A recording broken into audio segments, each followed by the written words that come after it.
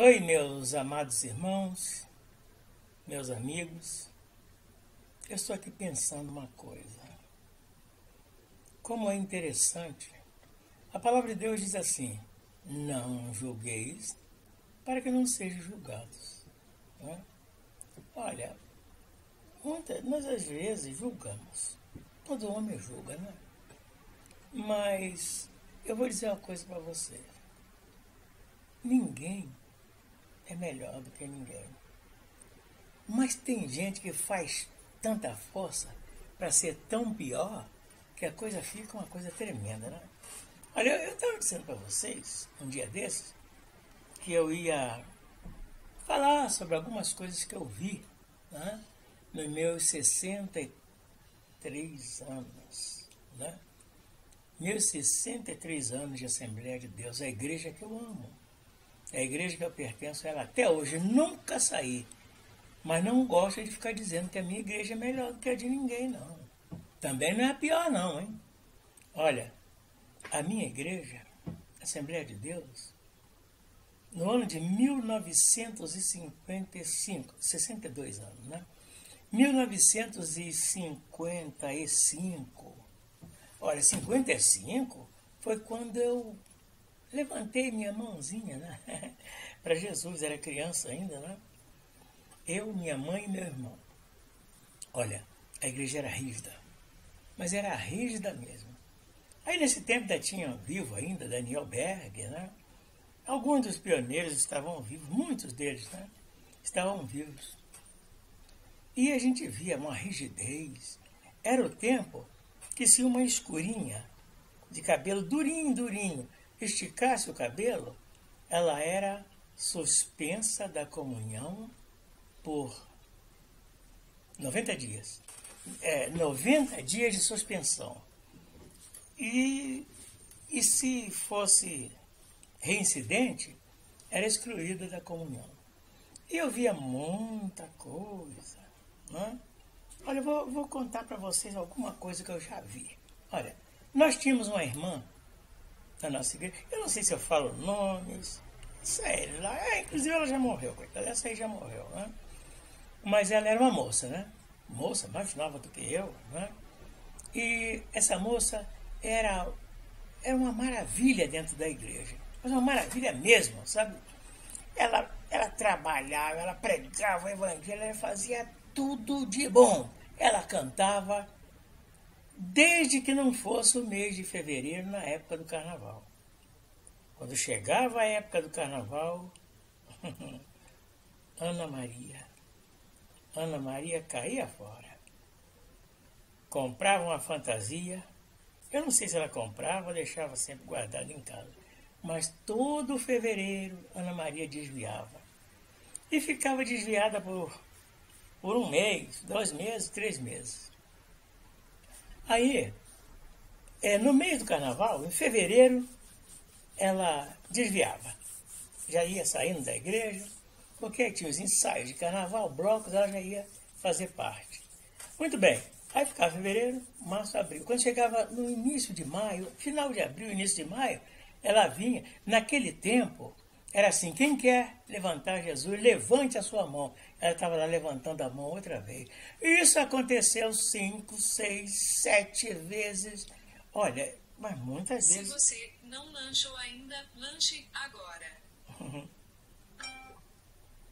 Pronto, deixa eu tirar aqui. É o meu computador me chamando para lanchar. Muito bem. Mas aí, Ana Maria, ela aí voltava. 16 horas em ponto. E ficava firme na igreja. Mas era firme mesmo. Ela ficava sendo, pode-se dizer que era melhor do que as outras.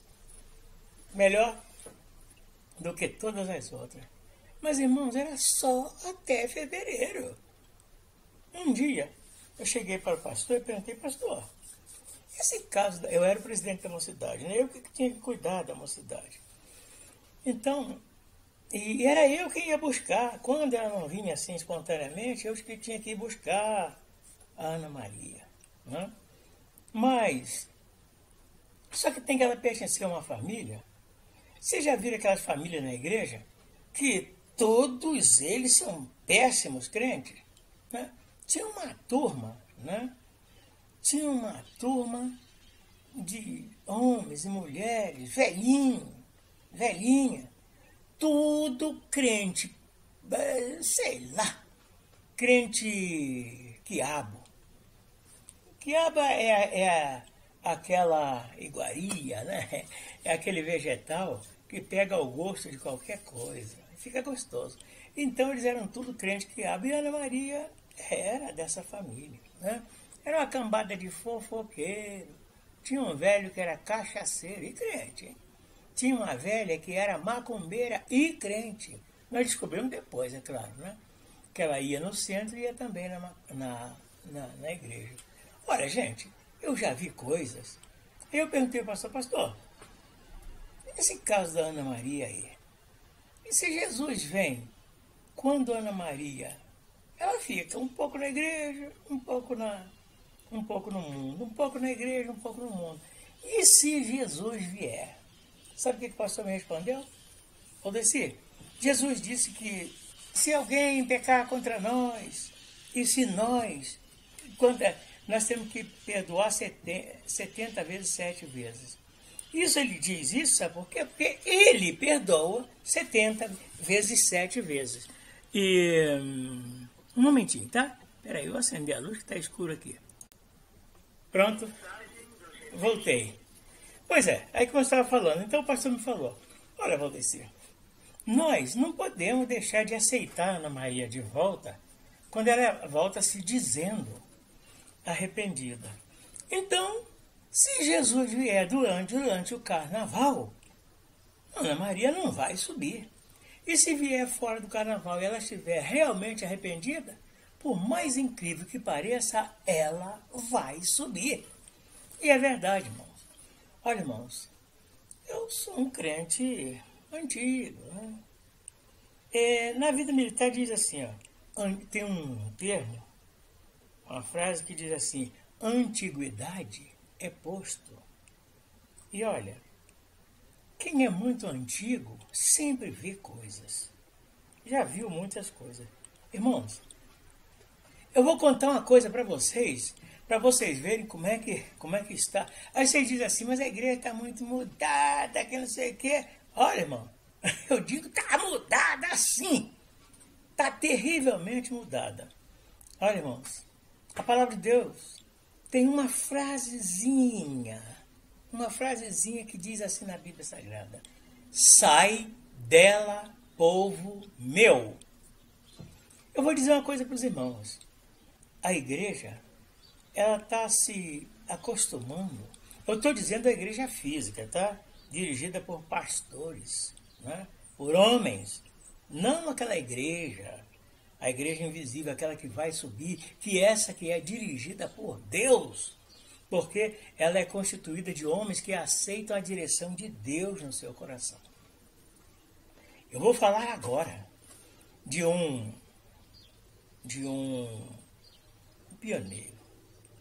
pioneiro mesmo, da mais alta classe de pioneiros da Assembleia de Deus no Brasil.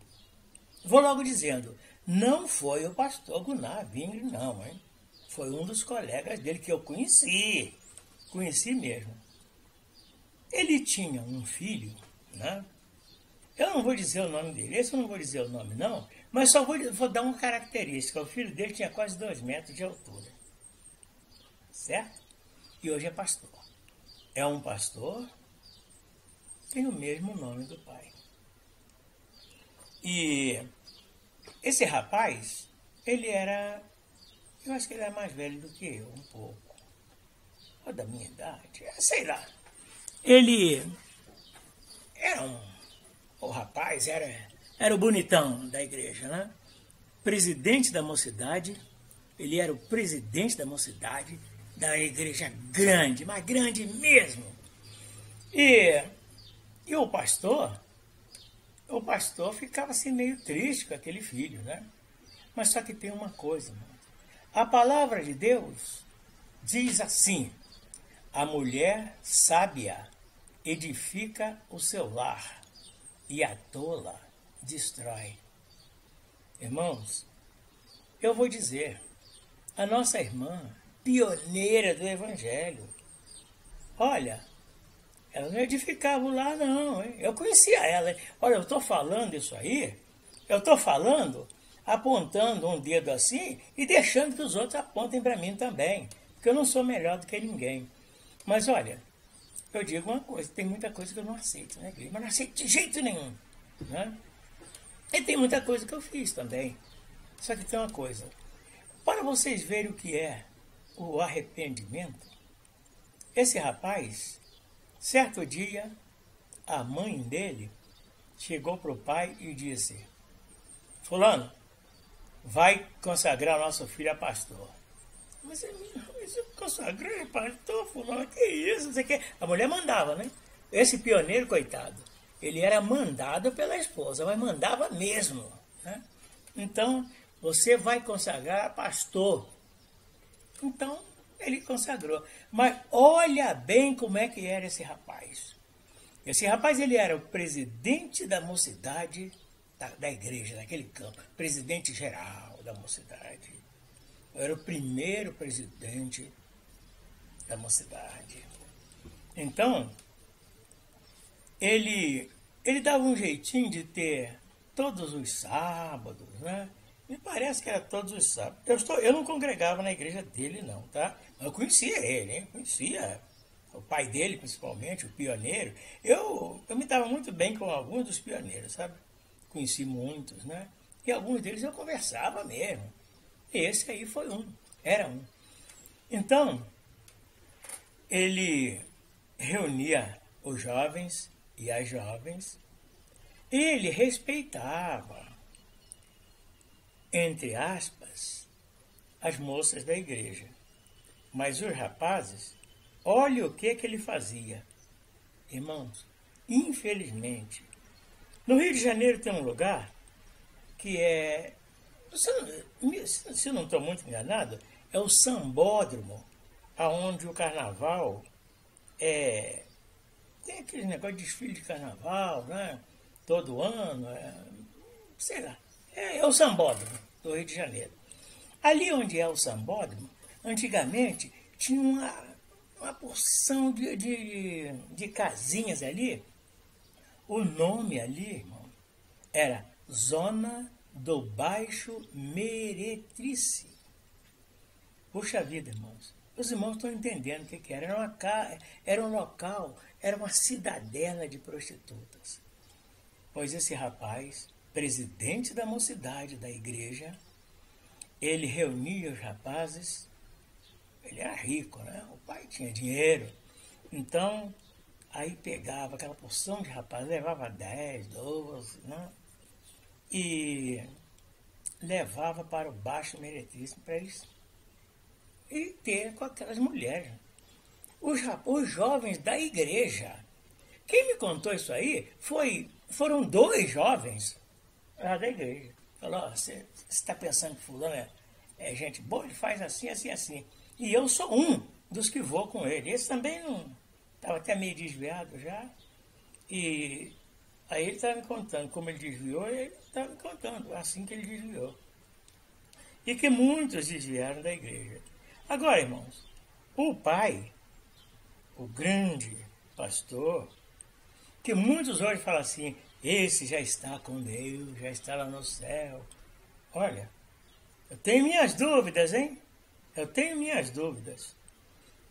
Porque ele, sabendo que o filho fazia isso e querendo punir o filho, ele não punia porque a mãe não deixava. E mesmo o rapaz agindo desse jeito, ele consagrou o filho a pastor, certo? Aí um certo dia, ele foi consagrado a pastor, aí pastor novinho. Aí aconteceu um negócio muito engraçado.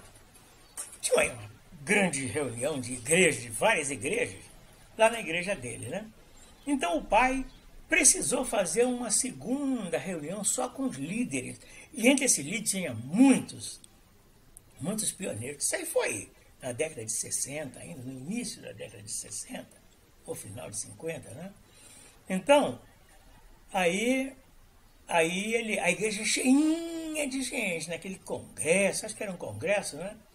Aí ele falou, irmãos, eu convido os pastores, nós vamos para a sala tal, assim, assim, e fulano, você vai ficar dirigindo o pessoal aqui. Aí ele, eu, pai? É você, pastor? Então, pastor novinho, né? Então, aí ele ficou ali na frente, né? E ficou assim, meio bobado, sem saber o que fazia, a igreja cheinha, né? Aí ele, olha o linguajar do pastor. Aí, ele era todo malandrão, era do tempo da juventude transviada, aquele negócio todo, e ele estava naquilo tudo, pastor, né? Então, aí ele, olha, muita gente que está me ouvindo já estão pegando quem era ele, né? A igreja ficava num bairro lá no Rio de Janeiro, não vou dizer o nome do bairro não. Então, aí ele falou, ele ficou assim, esfregando as mãos, e a igreja tudo de olho nele, todo mundo quieto, né? Aí ele, irmão, galera, não, desculpa, irmãos, vamos fazer o seguinte, dá uma força aí, irmão, dá uma força, sabe que eu não tenho assim muita agilidade, né, com esse negócio de palavra de Deus, já era pastor, irmãos, ele já era pastor. Então, vamos fazer o seguinte, vamos dar umas glórias, vamos dar umas aleluia, vamos cantar uns hinos aí, vamos dar uma força aí para ver se a coisa fica mais espiritual. Irmãos, isso aí foi falado por muitos anos. Muitos anos foi criticado isso aí. Eu vi pastores criticando isso aí. A coisa foi feia, irmãos. Hoje, esse pastor é um grande pastor. Eu não vou dizer que ele seja assim. Mas olha, olha, grandão. Você pode até estar me ouvindo agora, né? Mas eu sou o Valdecir, um dos seus colegas, né? Que até quando isso aí aconteceu, eu não sabia. Depois me contaram, né? Eu não congregava com você, mas nós encontrávamos, né? Nas grandes reuniões de mocidade. Eu era presidente, você também. Reuniões de presidente de mocidade, eu estava em todas. Nós estivemos juntos ali na 8ª Conferência Mundial Pentecostal. Eu estava lá. Você estava lá. Lembra daquele coral de 1000 vozes? Eu ajudei a ensaiar aquele coral. O irmão Catarino Vajão, que foi o grande maestro daquele coral, ele me conhecia, e um dia ele me pediu que ajudasse ele a ensaiar aquele coral. Sebastião do Espírito Santo também, né? um dos dirigentes. Então, eu participava de tudo aquilo. Agora, tem uma coisa, eu era um jovem, eu era muito brincalhão, muito alegre, aquele negócio, era namorador dessa também, só que eu respeitava, tá? Respeitava. E quando eu soube que você fazia isso aí, eu fiquei muito triste. Eu fiquei muito triste porque seu pai era um pioneiro do Evangelho. Pioneiro mesmo, hein? Se eu dissesse o nome dele agora, todo mundo, meu Deus, esse pioneiro? Esse pioneiro. E você, filho dele. E, infelizmente, sua mãe não dava força, né? Aquela força espiritual que o marido precisa, né? Ela não edificava a casa. Não sei se a sua mãe é viva hoje ainda, né? Ou se já passou para o Senhor. Mas olha, eu estou contando para que eu não gosto. Eu estive numa igreja há pouco tempo, no sul do Brasil, onde aí tinha um pastor, né? Para identificar esse pastor, não vou dizer o nome dele não, hein? Mas para quem estiver me ouvindo que conhecer, é um que aos 5 anos de idade, ele era umbandista, era macumbeiro, e era curandeiro, ele curava. Depois aceitou a Jesus e continuou, né? E ele é muito usado. Agora, eu vou dizer uma coisa, ele é usado, sim, na verdade. É usado mesmo, hein? Em curas, em coisas fantásticas. incríveis, extraordinárias mesmo. Mas também eu já vi esse pastor profetizar falsamente, inclusive fez uma falsa profecia para mim. O negócio foi tão feio que quando ele acabou de profetizar, desceu outro pastor do púlpito, veio até mim, colocou a mão no meu ombro e o sobrenome desse outro pastor é Moon, certo? Pedro Moon. Botou a mão no meu ombro e falou: meu servo, olha, ele não viu o outro profetizar. Ele não viu, mas ele disse assim: meu servo, você vai ser abençoado mesmo, mas não é do jeito que está sendo falado.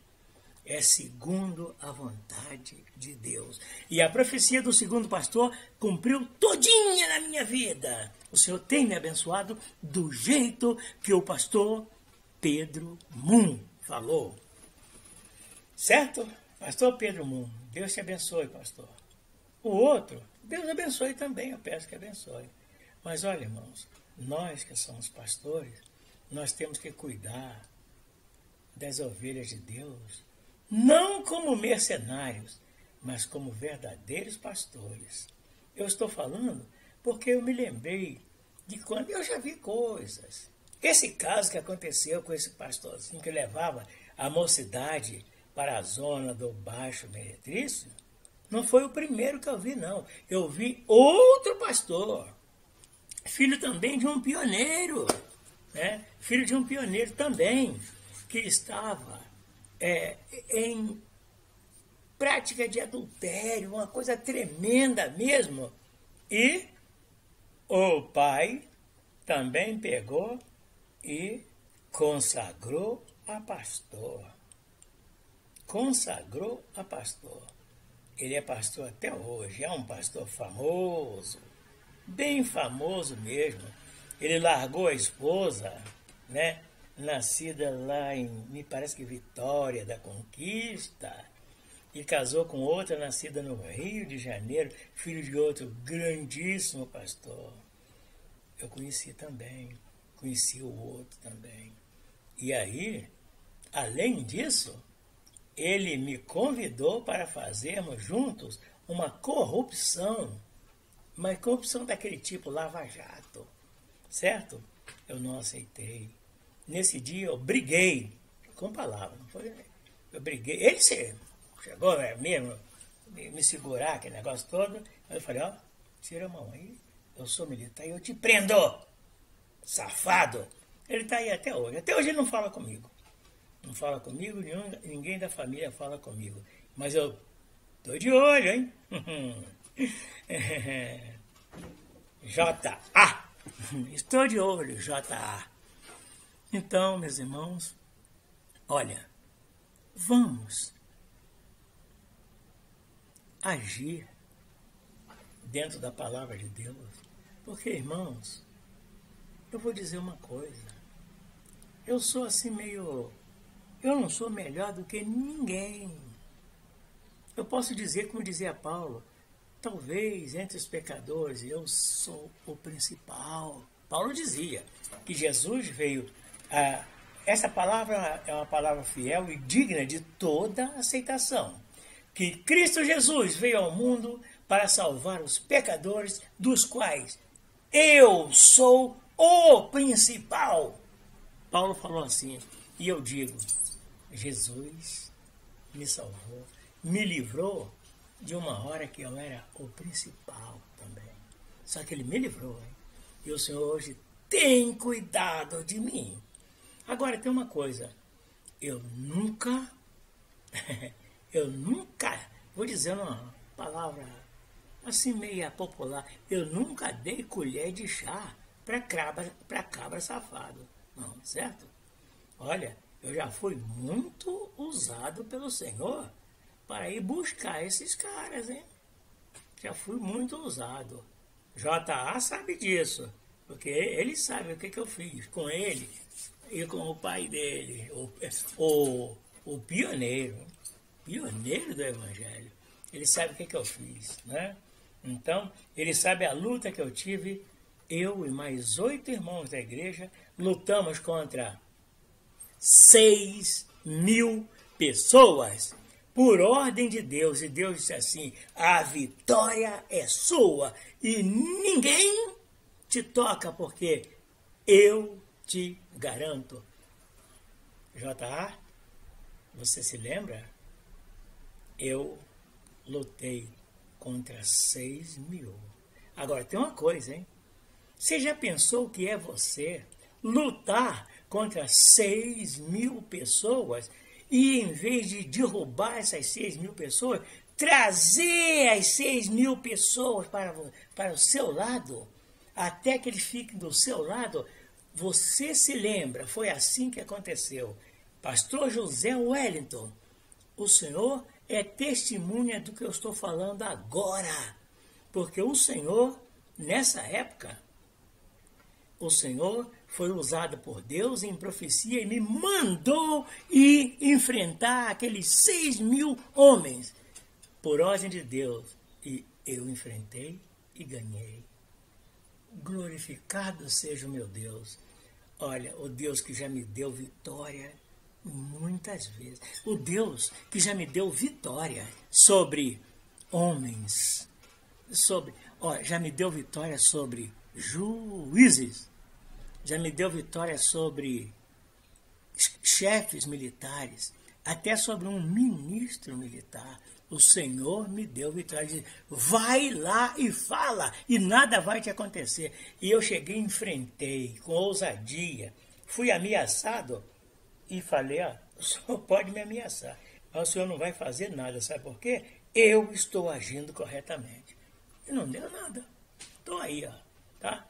Muito pelo contrário, em vez de... Já quiseram me expulsar, inclusive, das Forças Armadas, por umas 4 vezes. E todas as vezes eu ganhei, porque eu tenho um Deus que luta comigo. E outra coisa, seja qual for a guerra que eu entrar, o Senhor tem me dito isso aí, seja qual for a guerra que eu entrar, Ele me dará vitória, se eu levar a bandeira de Deus. Se eu sair com a bandeira da fé, Ele vai sempre me dar vitória.